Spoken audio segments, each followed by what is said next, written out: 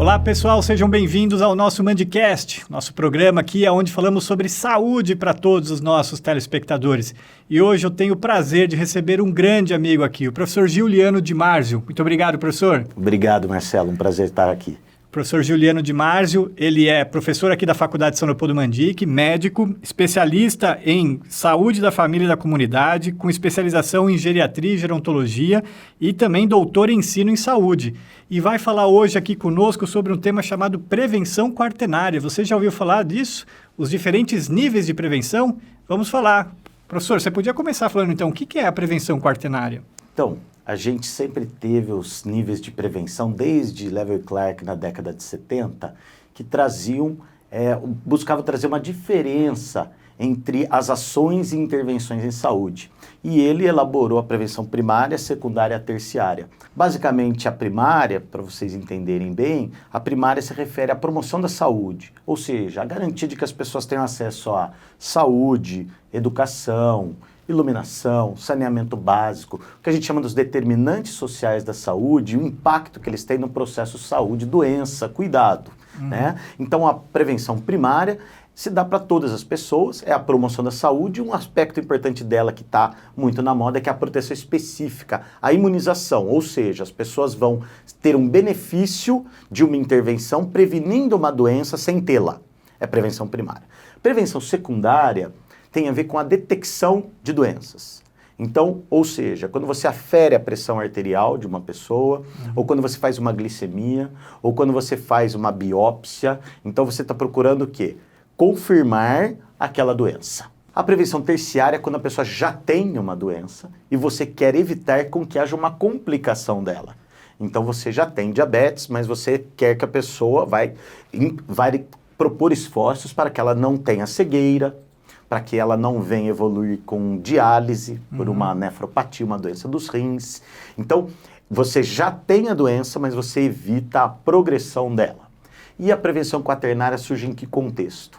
A gente vive um momento que o progresso da medicina, o número de medicamentos, de exames, tem sido usado muitas vezes de maneira acima daquilo que as evidências científicas recomendam, ou seja, um conjunto de ações que tem levado a um aumento de ações e que são intervenções desnecessárias, intervenções que promovem ansiedade, que promovem resultados com falso positivo, pessoas que não precisam ser submetidas a um tratamento e que acabam sendo.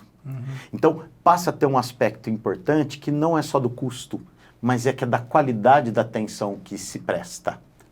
Nos Estados Unidos, a quarta principal causa de morte hoje são as intervenções desnecessárias. Procedimentos que às vezes as pessoas não precisavam fazer. Mas eu vou fazer isso, eu vou corrigir aquilo, ou quero ter tal situação. E aí ficam sendo submetidas e aquilo tem uma complicação. É um exame que você faz a mais de imagem, é um contraste que você tem uma alergia, ou é um procedimento que você faz e que depois não cicatriza bem, que você faz uma hérnia e depois tem que operar novamente, uso de antibióticos, de analgésicos, ou seja, evitar intervenções desnecessárias. Este é o princípio da ideia da prevenção quaternária. Tema polêmico então, né? Porque pode gerar uma falsa impressão para uma pessoa leiga, que não é da área de saúde, de que médicos ou o sistema de saúde está querendo economizar e não fazer o exame para mim todo ano, é isso? É verdade, Marcelo. Sem dúvida alguma, quando a gente fala de custo-efetividade, a ideia do custo já está dentro da própria ideia inerente, né? Porém, não olhar para isso também é equivocado, é insuficiente. A gente precisa garantir como gerir recursos adequadamente. Olha que bonito que nos princípios doutrinários do SUS, a equidade está lá. E o que é equidade? Fazer igual aos iguais e diferente para os diferentes. Ou seja, cada um conforme a sua necessidade. Portanto, equilibrar bem e gerir recursos é uma premissa obrigatória do sistema de saúde público e também do privado. Qual foi a necessidade da criação dessa abordagem da prevenção quaternária? Ela surge com o professor e mestre e médico de família e comunidade, Mark Jamule, holandês, em 95, né? Ele faz uma descrição sobre ela, falando que é realmente uma intervenção da pessoa que acha que está doente ou que quer tomar mais remédio, ou fazer mais exames, ou mais tratamentos, e foi sendo visto quanto isso está dentro do que a gente chama do complexo médico-industrial. Isso tem a ver com mais venda de remédios. Quanto mais hipertensos e mais diabéticos temos, mais remédios antihipertensivos e antidiabéticos vão sendo prescritos e utilizados. Então tem uma economia, e negar o poder da indústria farmacêutica, embora ela tenha toda uma contribuição para o progresso científico e assistencial, mas sem dúvida alguma é algo importante. Por quê? Porque a gente tem visto o que a gente chama de sobrediagnóstico. Muitas pessoas que recebem mais diagnósticos do que têm.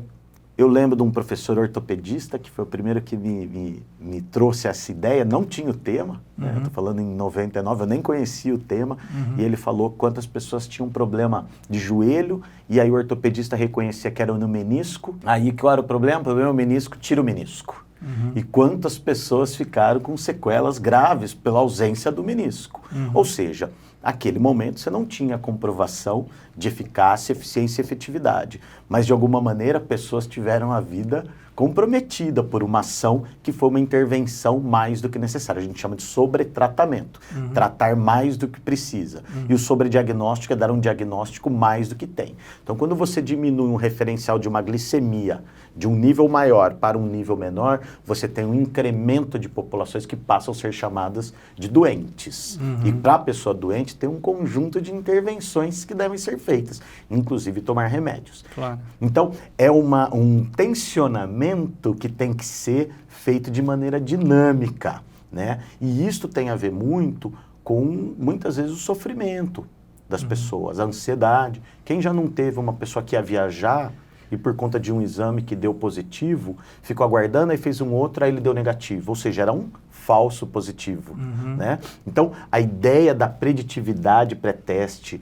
do uso da medicina baseada em evidências, da saúde baseada em evidências, é fundamental para que a gente consiga gerir recursos e fazer o manejo comum da decisão, a tomada de decisão junto, profissional, pessoa em cuidado, seja ele qual profissional da saúde for e qualquer pessoa, né? A gente não vive mais a era de que a gente indique e manda fazer. Ainda bem, essa tomada de decisão, essa consciência crítica do paciente, a gente quer estimular, né? Uma das coisas que eu estou feliz de estar aqui no Mandicast é por isso, né? Porque às vezes as pessoas... Eu fiz essa discussão numa empresa outro dia, e a profissional me ligou, olha, você não pode falar que não é bom fazer esse monte de exames. Não, eu posso falar porque não há evidência científica de que haja benefício de desfecho, de redução de mortalidade ou de promover qualidade de vida. Então, é um tema, assim, muito palpitante, né?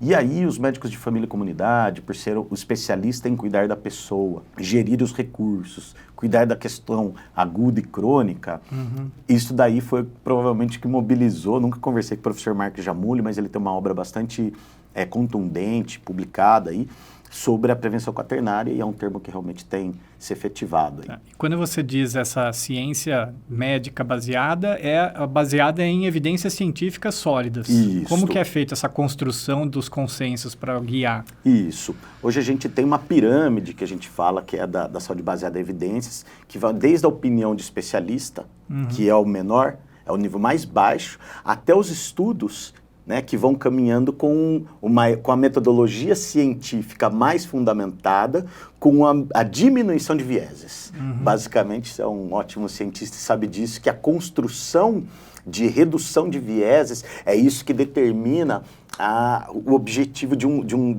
da metodologia científica, até que a gente chegue no pico da pirâmide, que são as revisões sistemáticas e as meta-análises, né? Então, a gente sim precisa caminhar, que são obtidas a partir de estudos multicêntricos, randomizados, double blind ou triple blind, né?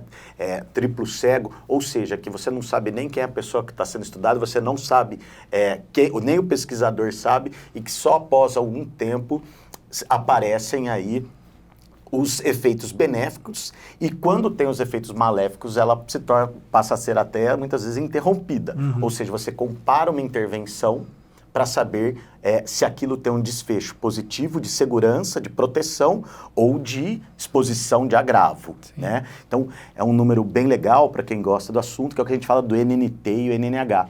O o número necessário para tratar e o número necessário para fazer mal. E aí a gente volta no primeiro princípio, talvez, que a medicina tem, que é o primum non nocere, né? O primeiro não seja nocivo. Quando a gente estuda a ética, também aparece a não maleficência. Então, é algo que muitas vezes, dentro desse, da racionalidade médica, fica menos soberano e deveria ser mais. Então, se há possibilidade de fazer mal, você não deve fazer. Né? Então, como a gente lida com os eventos adversos, com as iatrogenias, com as idiosincrasias? Né? Então, isto tudo está dentro desse aspecto que a prevenção quaternária, enquanto conceito, trouxe realmente subsídio para você falar, olha, eu posso fazer esse bem, mas a minha chance de fazer mal é maior. Né? Então, são números que a evidência científica corrobora ou colabora para que você tenha uma atuação adequada para o seu paciente na tomada de decisão. Claro. E como que no dia a dia do médico essa prática ela é utilizada? Olha, eu ainda, a minha percepção é de que ainda é pouco difundida e pouco praticada, porque a formação médica ainda passa por a gente chama de desire for action, né? Os médicos gostam muito de intervir. A gente, às vezes, vê um paciente complexo, difícil, e raramente você fala, olha, eu vou ver, eu acho que a gente pode aguardar, eu quero mais uma informação. Não, parece que você já tem que dar uma receita, você já tem que pedir um exame, né? E o próprio paciente também pede isso, né? Que se você não dá, parece que você é negligente ou não é um bom médico, né? É isso mesmo, porque... E é muito interessante, porque a racionalidade médica ou da profissão da saúde... Ela visa diminuir os vieses, as incertezas. A gente não lida com certezas. Então, olha que interessante. Se você, para a mesma doença, você tem a mesma abordagem, mas naquele paciente aquilo não vai evoluir com gravidade, né? Então, se você tem a mesma abordagem, você pode agir errado. Então, a gente pode falar de várias doenças que a pessoa não morre dela, morre com ela. E que a própria intervenção sobre ela pode expor a eventos adversos graves. Né? Então, nós temos várias, que não vou citar, assim, algumas por uma questão até de não podermos depois aprofundar, né? Mas são várias as situações que às vezes, não, isso aqui então nós vamos fazer, nós vamos operar, nós vamos retirar, vamos tirar. E aquilo a pessoa às vezes não ia morrer disso, ia morrer com aquilo. Só que a questão é, quando você fala do 1 para 1, você não sabe qual é aquele que tem chance maior de agir. Por isso que a saúde baseada em evidências ela é tão importante. Porque você vai ter que reconhecer e trocar esta informação com o seu paciente para uma tomada de decisão que evite o que a gente chama de eventos em cascata. Então, se o paciente pode ter uma doença e que ela não necessariamente impacte na vida dele, gravemente, mas as intervenções que eu vier podem fazer, eu tenho que informar para ele e a gente tomar a decisão conjuntamente. Legal. Não é, olha, você escolhe nem eu mando. Pelo contrário, olha, meu senhor, se a gente não fizer este exame, a gente pode ter isto e isto de problema e isto de benefício. E se a gente fizer o exame, a gente pode ter isto e isto de problema e isto de benefício. O que o senhor acha? O que a senhora pensa disso? Como que a senhora quer lidar? Ah, não. E a gente deve estimular o que a gente chama de segunda opinião formativa.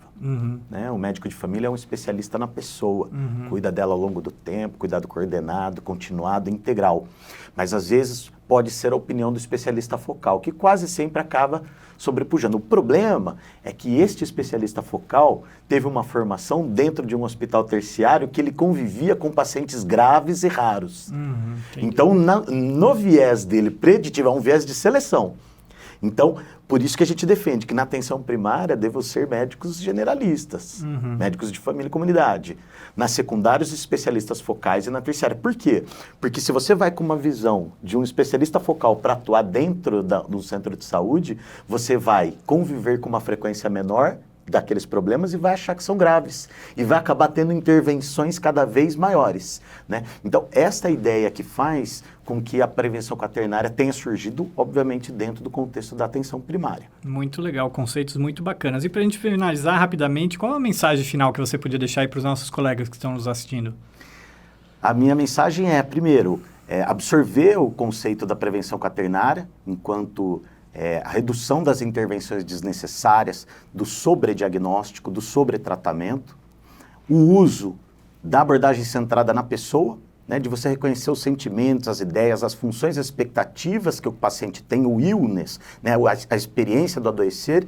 E terceiro, o uso da saúde baseada em evidências, da medicina baseada em evidências para a tomada de decisão. A medicina baseada em evidências não é o fim, ela não é suficiente, mas ela está junto com o processo decisório da pessoa em cuidado, seu, para que realmente a gente consiga fazer decisões que possam promover a qualidade de vida e postergar a morte. Muito legal, hein, pessoal? Um ótimo bate-papo aqui com o professor Juliano Di Marzio sobre a tensão quaternária. E essa pergunta, pessoal, apareceu lá no nosso Instagram do Mandicast pedindo para abordarmos esse assunto. Muito legal essa interação. Muito obrigado a vocês que nos deram essa dica aí. Espero que vocês tenham gostado. Deixa o like lá pra gente e não esqueça de se inscrever no canal do YouTube da Faculdade São Leopoldo Mandic. Um abraço!